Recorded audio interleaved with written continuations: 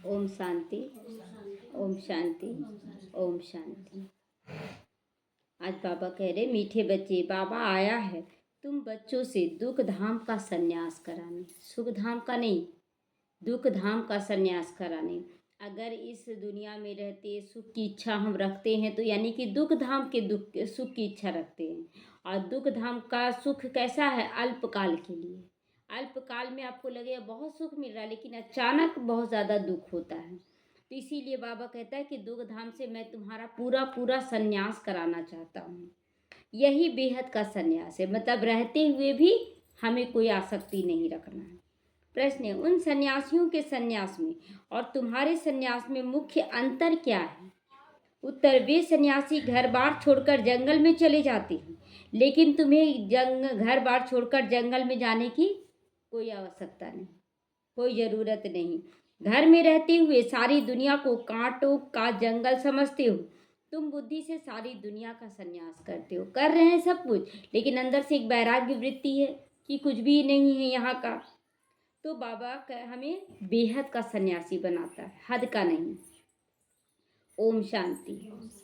रूहानी बाप बैठ रूहानी बच्चों को रोज रोज समझाते हैं, रोज रोज। क्या? क्योंकि आधा कल्प के बेसमझ है। रोज रोज क्या समझाते हैं? बच्चे आत्मा हो तुम, आत्मा हो तुम। तो ये रोज रोज बाबा समझाता है, रोज रोज समझाना पड़ता है ये बाबा को। क्या करे बाबा? अगर अगर बच्चे समझ जाए तो एक बार बोले और समझ जाए, लेकिन देखिए बच्चों को भी रोज समझाना पड़ता है ना। ABCD रोज लिखाना पड़ता है, एप्पल से लेकर जेब्रा तक रोज सिखाना रहता है, सबको सिखाना रहता है रोज रोज। और बाबा उसी तरह हम बच्चों को भी रोज यही पक्का पाठ कराता है। तो पहले पहले तो मनुष्यों को शांति चाहिए, तो इसीलिए पहले उन्हें शांति का दान दो। पहले लोग आते हैं तो डायरेक्ट वो ज्ञान नहीं ले पाते हैं, तो उन्हें पहले शांति देना है। आत्माएं सब असूल में रहने वाली भी शांति धाम की है ना, इसलिए अपने शांति धाम को याद करती है, शांति को याद करती है। बाप तो सदैव शांति का सागर है। अभी तुम शांति का वर्षा प्राप्त कर रहे हो, कहते हो ना शांति देवा, शांति देवा। तो अर्थात ये हमको इस सृष्टि में अपने घर शांति धाम में ले चलो, इस सृष्टि से अपने शांति घर ले चलो। शांति का वर्षा दो। देवताओं के आगे जाते हैं, चाहे शिव बाबा के आगे जाकर यही कहते हैं शांति दो, क्योंकि शिव बाबा ही शांति का सागर है। चाहे जिसके भी आगे जाकर बोले, लेकिन पहुंचता तो बाप के कानों में है ना। तो अभी तुम शिव बाबा से शांति का वर्षा ले रहे हो, मांग नहीं रहे हो, अब ले रहे हैं। बाप को याद करते करते तुमको शांति धाम तो जाना जरूर है, जरूर अपने घर जाएंगे। नहीं याद करोगे तो भी जरूर जाओगे, नहीं भी याद करोगे। लेकिन याद करने में और नहीं याद करने में क्या फिर फर्क रह जाएगा? क्या है अंतर? याद करने से क्या होता है और नहीं याद करने से क्या होता है? हाँ, याद से हमें शक्ति भी मिलता है, पाप भी कटित होता है। और जो याद नहीं करते वो सजा काट कर करते हैं। तो याद इसीलिए करते हो क्योंकि पापों का बोझा बहुत है सिर पर। याद करने से वो पाप का बोझा क्या है? पर्वत से राई कर देता है बाबा, वो सब खत्म हो जाए, शांति और सुख भी मिल जाता है। बाबा को याद करने से वो सुख का भी तो सागर है, तो सुख भी मिल जाता है। एक बाप से मिलता है सब कुछ, क्योंकि वह सुख और शांति दोनों का सागर है। वह चीज ही मुख्य है। शांति को मुक्ति भी कहा जाता है। और फिर जीवन मुक्ति, जीवन बंध होता है। दो तरह का, एक है मुक्ति और फिर जीवन मुक्ति, जीवन बंध है। अभी तुम जीवन बंध से जीवन मुक्ति में जा रहे हो। सत्युग में कोई बंधन नहीं होता, वहाँ पर माँ बाप, बेटा बेटी, भाई बहन सब होगा, लेकिन कोई किसी को बांधेगा नहीं। और वो संस्कार यहीं से ले जाना हमें, ना किसी को बांधना नहीं है। अपनी राय देना है, समझाने देना है बाप का ज्ञान, लेकिन उसको बांधना नहीं है। अगर हम बांध रहे हैं या बंध रहे हैं तो ये संस्कार है ना बंधने का, बांधने का, वो संस्कार फिर आपको सत्युग में नहीं जाएगा। तो गाया भी जाता है सहज जीवन मुक्ति। वह सहज गति और सदगति सहज हो जाता है जब बाबा को हम याद करते हैं। तो अब दोनों का अर्थ तो तुम बच्चों ने समझ लिया है, गति सदगति का। जीवन मुक्ति, जीवन बंध, ये सब का मतलब समझ गए कि क्या होता है। गति कहा जाता है शांति धाम को, गति मतलब शांति धाम। और सदगति कहा जाता है सुख धाम को, सुख धाम शांति धाम। फिर ये होता है दुख धाम। तुम यहाँ बैठे हो, बाप कहते बच्चे शांति धाम घर को याद करो। आत्माओं को अपना घर ही भूला हुआ है, कहाँ से आए हैं ये सब कोई पता था पहले, कहाँ जाएंगे, बस यही समझते थे 84 लाख योनियों में गुजरना पड़ेगा, यही समझते थे। तो बाप आकर याद दिलाती है, समझाती ही रूहानी बच्चों, तुम घर जा नहीं सकते हो अभी। क्यों? जब तक तुम मुझे याद नहीं करोगे, पवित्र नहीं बनोगे, तो जा नहीं सकते हो। याद से तुम्हारे पाप भस्म हो जाएंगे, आत्मा पवित्र बन जाएगी, फिर अपने घर जाएगी। अभी रोज बाबा याद पर, पवित्रता पर और सच बोलने पर मुरली चला रहा डेली। अभी तुम बच्चे जानते हो यह अपवित्र दुनिया है, एक भी पवित्र मनुष्य यहाँ नहीं है। पवित्र दुनिया को सतयुग और अपवित्र दुनिया को कलयुग कहा जाता है।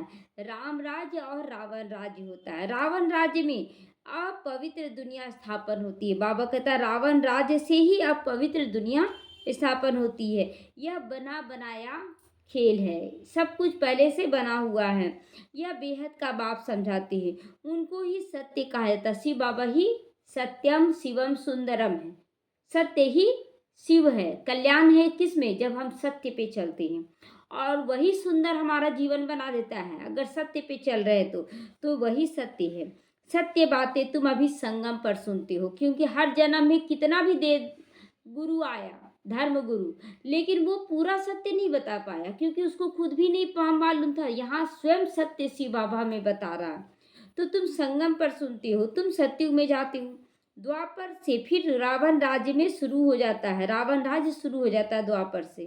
रावण अथवा असुर ठहरा ना, असुर कभी सत्य बोल सकता है? कभी सत्य नहीं बोलता, इसीलिए इसको कहा जाता है झूठी माया, झूठी काया, झूठा सारा संसार। सारा संसार ही झूठा है। आत्मा भी झूठी तो शरीर भी झूठा मिल गया। आत्मा झूठ बोलती ना कि शरीर झूठ बोलता है। तो आत्मा झूठ बोलती तो शरीर कैसा है? देखने में तो आप बहुत अच्छे लग रहे हैं, अंदर में दर्द है, दिख नहीं रहा दर्द, लेकिन आप पीड़ित हैं अंदर से, तो झूठा हो गया ना। तो आत्मा में संस्कार भरते हैं ना, 4 धातुएं हैं ना, सोना, चांदी, तांबा और लोहा। सब खाद निकल जाती है। बाकी सच्चा सोना भी तुम बनते हो, लेकिन योग बल से। सारा खाद क्या है? चांदी, तांबा और लोहा का खाद, ये सारा खाद योग बल से निकलता है। तुम जब सतयुग में थे तो सच्चा सोना थे, फिर चांदी की खाद पड़ती है तो चंद्रवंशी कहलाते हो, फिर तांबे की खाद पड़ती है तो वैसे कुल में आ जाते हैं द्वापर युग में, फिर लोहे की खाद पड़ती है तो क्या बन गए? आज हम शूद्र बन गए। लोहे का खाद पड़ता है कि नहीं सोने का जेवर में? आप देखेंगे कि अंदर में लोहा डाल देता है और उसके बाद सोने का पानी चढ़ा देता है, तो लगेगा कि वो सोना है। तो ये सब द्वापर कलयुग में हुआ।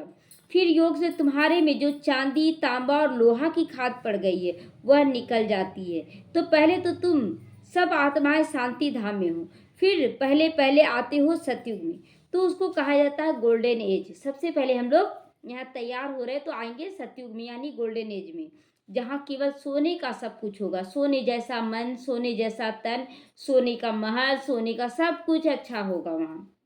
तो तुम सच्चा सोना हो उस समय। योग बल से सारी खाद निकाल कर बाकी सच्चा सोना बच जाता है। जैसे अग्नि में कोई भी चीज़ डालिए जेवर, तो आप देखेंगे सारा किचड़ा निकल कर खत्म हो गया और सोना बच जाता है। तो ये सारा चीज़ है ना, हम लोगों से ही प्रकृति तैयार हुआ है। शांति धाम को गोल्डन एज नहीं कहा जाता है। Golden age, silver age, copper age, तो यहाँ धरती पे पार्ट बचता है ऐसा। तो शांति धाम में शांति केवल रहती है। आत्मा जब शरीर लेती है तब गोल्डन एज में कहा जाता है। फिर से सृष्टि ही गोल्डन एज बन जाती है।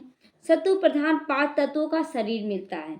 आत्मा जब सतु प्रधान बन जाती है तो आपको शरीर भी सतु प्रधान मिलता है। बहुत सुंदर शरीर, शक्तिशाली शरीर, सब कुछ अच्छा मिलता है।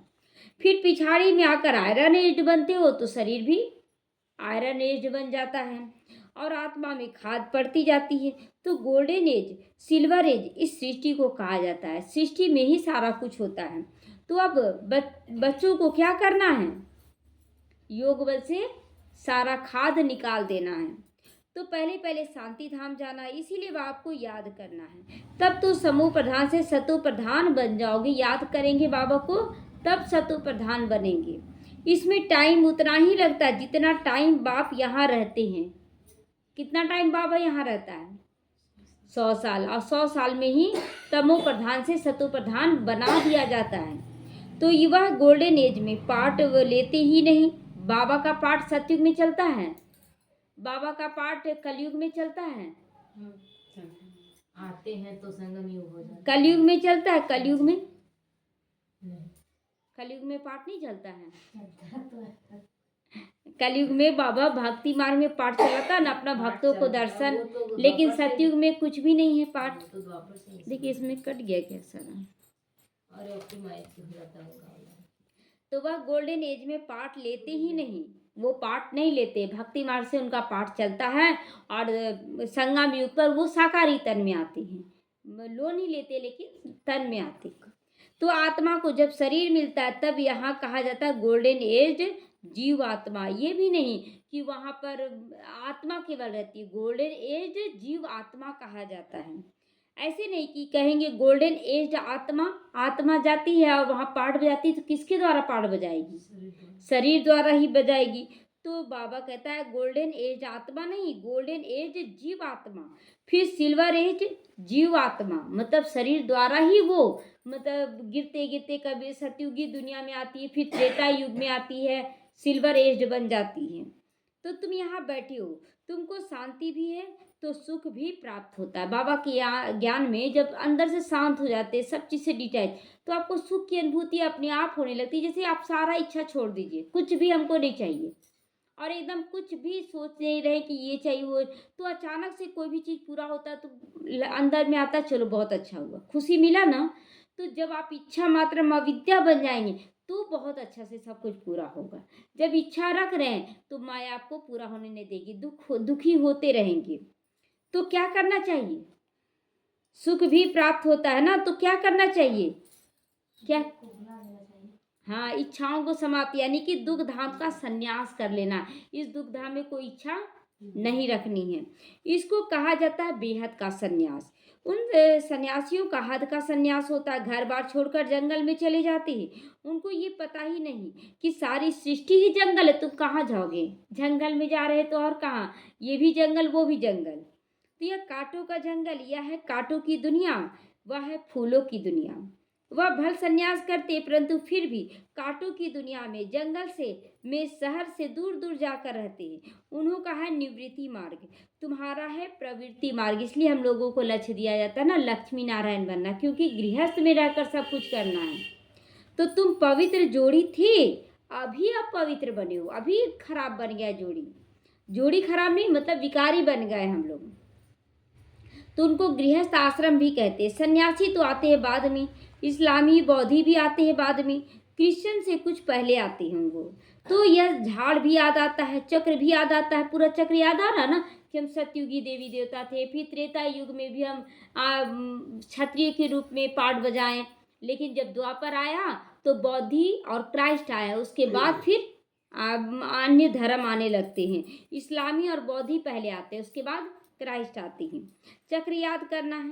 बाप कल्प कल्प आकर कल्प वृक्ष की नॉलेज दे देते हैं, पूरे कल्प की नॉलेज अभी दे देते हैं कैसे कैसे होगा, क्योंकि खुद बीज रूप है ना, चैतन्य है, लेकिन बीज रूप है लेकिन वो शिव बाबा चैतन्य जो बोल सकता है, बता सकता है।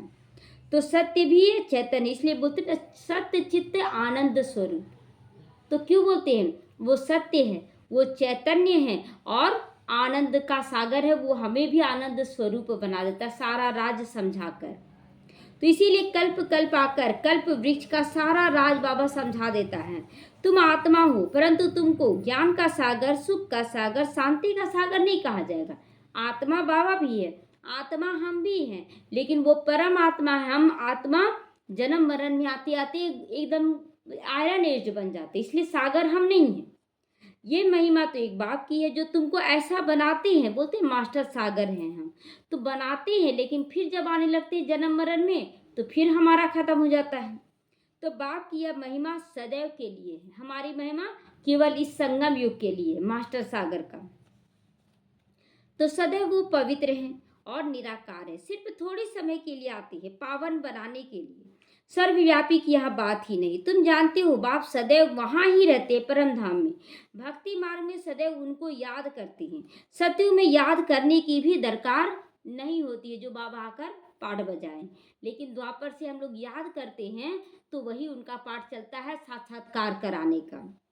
तो रावण राज में तुम्हारा चिल्लाना शुरू हो जाता है ना, तो बाबा भी बेचैन हो जाता है। आने का तो पाठ है नहीं उनका, तो वो भक्ति में साक्षात्कार करवाते हैं।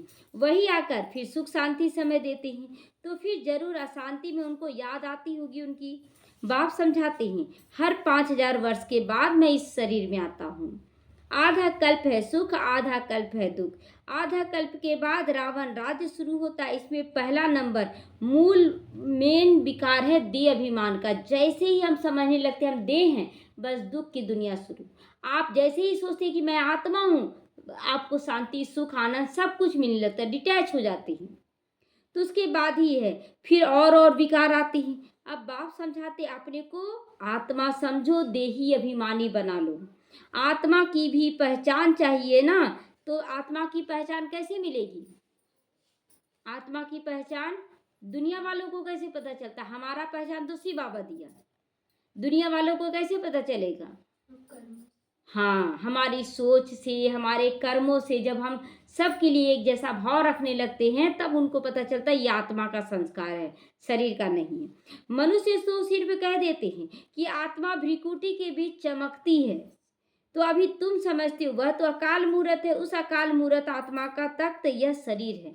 आत्मा का तख्त कहाँ है? यहाँ भ्रिकुटी शरीर है, तो आत्मा बैठती है भ्रिकुटी में। अकाले मूर्त बोलते ना, अकाल मूर्त,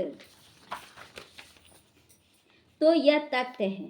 सब चैतन्य अकाल तख्त है, जितने भी यहाँ बैठे सबका चैतन्य यह अकाल तख्त है।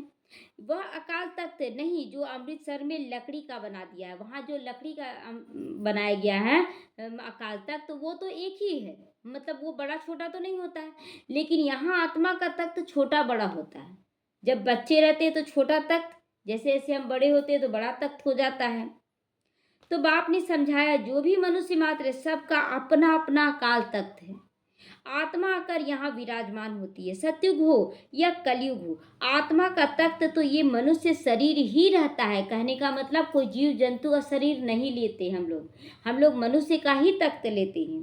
तो कितने अकाल तख्त हैं? जो भी मनुष्य मात्र हैं अकाल आत्माओं के तख्त हैं। आत्मा एक तख्त छोड़ झट जो दूसरा लेती है। अगर एक शरीर छोड़ते हैं तो दूसरा तुरंत शरीर ले लेते हैं। पहले छोटा तख्त होता है फिर बड़ा होता है। ये शरीर रूपी तख्त छोटा बड़ा होता है। वह लकड़ी का तख्त जिसको सिख लोग कहते हैं अकाल तख्त कहते हैं, वह छोटा बड़ा नहीं होता, वो एक ही साइज में बना दिया गया बस। लेकिन यहाँ पर तो शरीर रूप में हम तख्त बदलते रहते, एक छोटा होता है एक बड़ा होता है। यह किसी को भी पता नहीं कि सब मनुष्य मात्र का अकाल तख्त ये भ्रिकुटी है। लोगों से पूछते तो मनुष्य हृदय में आत्मा हृदय में रहती है। क्यों बोला गया ना, क्योंकि बाबा दिलाराम है, दिल में वास किया, तो इस चीज़ को लोग उठा लिया।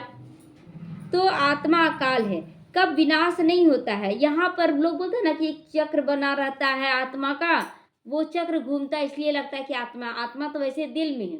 तो बाबा दिल में रहता है, मतलब थोड़ा सा अटपटा भी है ज्ञान। बाबा भी बोलता है ना कि देखो ये ज्ञान थोड़ा अटपटा भी है थोड़ा चटपटा भी है दोनों है। तो आत्मा को तख्त भिन्न भिन्न मिलते हैं। सतयुग में तुमको बड़ा फर्स्ट क्लास तख्त मिलता है, उनको कहेंगे गोल्डन एज, उनको कहेंगे गोल्डन एज। फिर उस आत्मा को सिल्वर कॉपर आयरन तख्त भी मिलता है। जैसे गोल्डन तख्त मिला वैसे गिने तो सिल्वर तख्त मिला, फिर कॉपर, फिर आयरन मिला। तो फिर गोल्डन एज तख्त चाहिए ना, तो जरूर पवित्र बनना चाहिए। अगर गोल्डन तख्त चाहिए, सुंदर शरीर, अच्छा शरीर चाहिए, तो आपको यहाँ बनाना होगा संस्कारों को। इसीलिए बाप कहते बच्चे महामेकम याद करो, तुम्हारी खाद निकल जाएगी। इसीलिए कहते बाबा कि बच्चे आत्मा समझकर मुझे याद करो, फिर तुमको ऐसी दैवी तख्त मिलेगी, देवी देवताओं जैसा शरीर मिलेगा।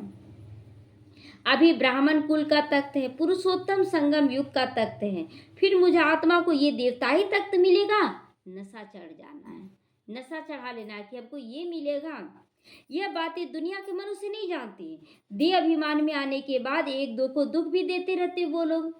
सभी बाबा के बच्चे भी बाबा का बनने के बाद भी आत्मा नहीं समझकर काम करते तो दुख ही तो देते ना एक दूसरे को।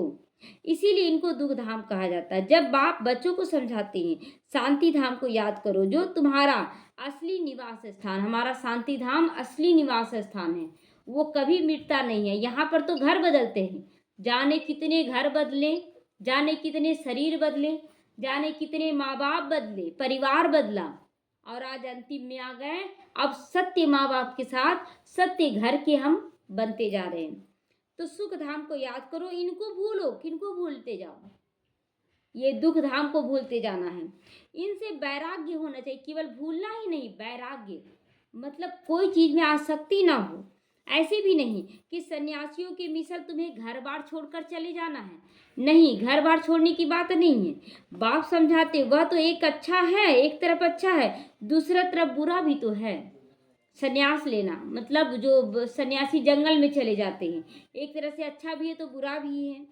तुम्हारा तो वो अच्छा ही अच्छा है जब तुम घर बैठे सन्यास लेते हो।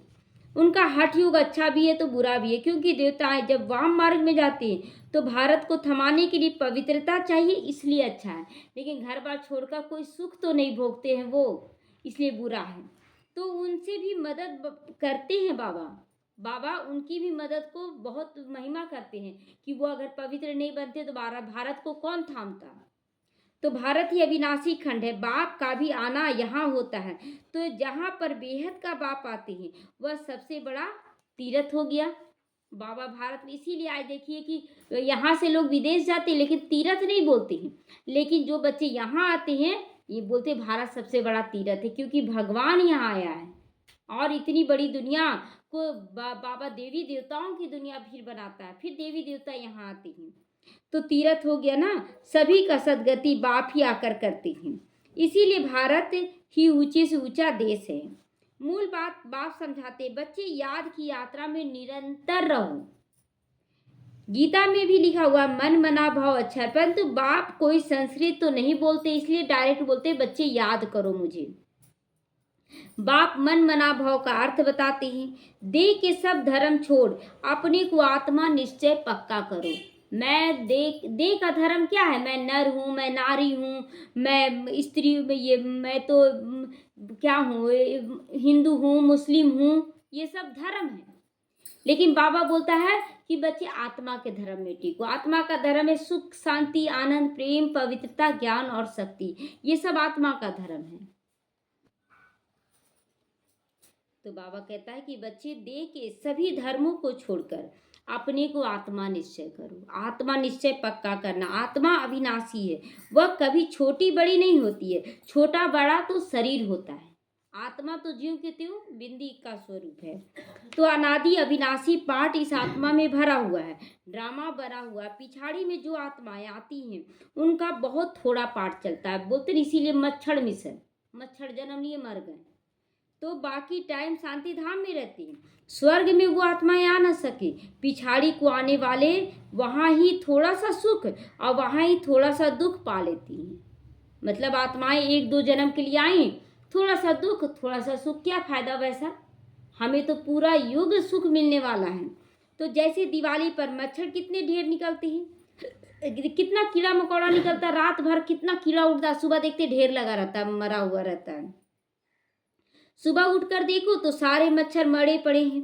तो मनुष्यों को भी ऐसे ही है, पिछाड़ी में आने वाले की क्या वैल्यू रहेगी, मच्छर मिसल रहेंगे, मर गए। तो जैसे जानवर मिसल ठहरे। तो बाप समझाते हैं, बोलते ना कि रास्ते का कुत्ता कब जन्म लिया कब मर गया पता ही नहीं चला, है ना, धोबी का कुत्ता। हाँ, तो यह सृष्टि का चक्र कैसे फिरता है ये तो पता ही नहीं। तो मनुष्य सृष्टि रूपी झाड़ छोटे से बड़ा, बड़े से छोटा कैसे होता है, ये अब बाबा समझाने दे रहा हम लोगों को। सतयुग में कितने थोड़े मनुष्य, कलयुग में कितनी वृद्धि हो जाती है झाड़ की, कितने सारे हो जाते हैं।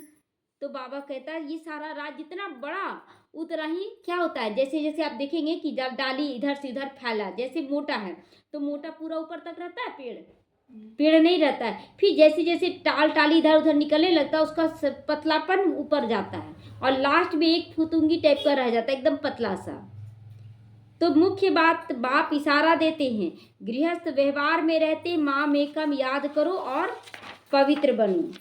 तो 8 घंटा याद में रहने का अभ्यास करो। 8 घंटा याद हो सकता है। 8 घंटा बैठने की बात नहीं है कि आप बैठ रहे हैं, आप पानी पी रहे हैं, याद कर रहे हैं, पूरा पानी पीते हुए याद करना है। एक एक घोट में बाबा आप पिला रहे, तब याद रहेगा। नहीं तो आप सोच रहे हैं ना कि पानी को दृष्टि दे दिए, उसके बाद पी लिए, तो आप देखिए मन बुद्धि भागा हुआ है, पानी इधर आत्मा पी रही है, माया का पानी।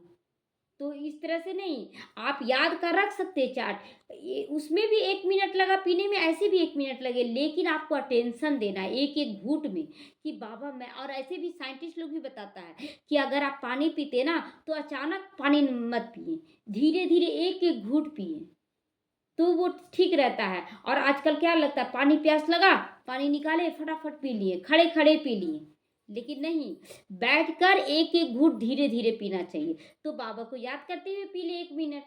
तो ऐसे ऐसे करके हमें याद करना है। याद करते करते आखिर पवित्र बन ही जाओगे, बाप के पास चले जाओगे तो स्कॉलरशिप भी मिलेगी। जितना याद करोगे पाप भी खत्म, और याद कर रहे हैं तो हमारा बाबा कहता है स्कॉलरशिप भी मिलेगा, शक्ति ज़्यादा मिलेगा ना, ज़्यादा याद करेंगे। तो पाप अगर रह जाएंगे तो फिर आत्मा को सजा जन्म लेना पड़े, सजाएं खाना पड़े, और सजा खाएंगे तो फिर पद भी भ्रष्ट हो जाएगा, पद भी कम हो जाएगा। हिसाब किताब चुकतू तो सबको करना ही है, ये नहीं कि नहीं करना पड़ेगा, बाबा को याद करने से चुकतू करना है, लेकिन जो करना एक ही जन्म में करके निश्चिंत हो जाना है। कितना पाप चुकतू करे, अब हम जा रहे हैं उस दुनिया में। तो बहुत बच्चे क्या करते हैं ना, बाबा को छोड़कर उस दुनिया में चले जाते, माया की दुनिया में। अब क्या होता है कि जो आप पुण्य जमा किए हैं इस जन्म में, बाबा का बनने के बाद आप अच्छा अच्छा सोचे, अच्छा किए, बाबा को याद किए, पुण्य तो जमा हुआ। अब जाके जब माया की तरफ जाते हैं तो बाबा तो छोड़ देता है धन देकर कि लो तुम्हारा धन है। अब आपका सुख का दिन आ जाता है, जैसे ही बाबा को छोड़ते हैं आपका सुख का दिन आ जाता है। आप सोचते देखो, जब तक बाबा को पकड़े थे केवल दुख ही दुख हो रहा था, बाबा को छोड़े मेरा सब अच्छा हो गया। अरे जो जमा हो रहा था वो खत्म करने लगे तुम, और उसके बाद जब खत्म होता है तो और ही ज्यादा दुख का पहाड़ गिरता है, ना इधर के रह गए ना उधर के रह गए, बीच में लटक पड़े। इसीलिए बाबा कहता है सुख मिले चाहे दुख मिले बाबा का हाथ नहीं छोड़ेंगे। तो जो भी मनुष्य मात्र अभी तक भी जन्म लेते रहते हैं, इस समय देखेंगे भारतवासियों से क्रिश्चियन की संख्या ज्यादा हो गई है, जबकि ज्यादा संख्या किसका होना चाहिए, भारतवासियों का। ज्यादा संख्या क्रिश्चियन की।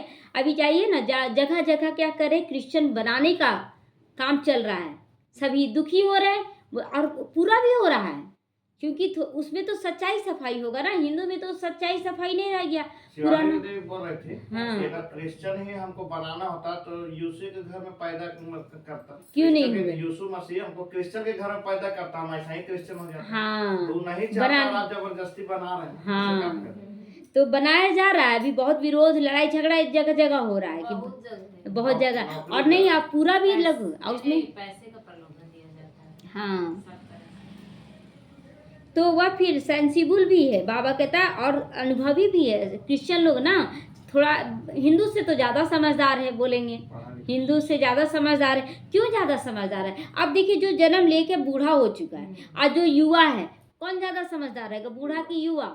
युवा दौड़ धूप सब कुछ कर लेगा, अब बूढ़ा क्या है, थोड़ा सा स्थिर हो जाएगा। हम लोग बूढ़ापे में आ गए हैं और उन लोग युवा में, क्योंकि उन लोग बाद में आया है। तो भारतवासी तो 100% सेंसिबल थे।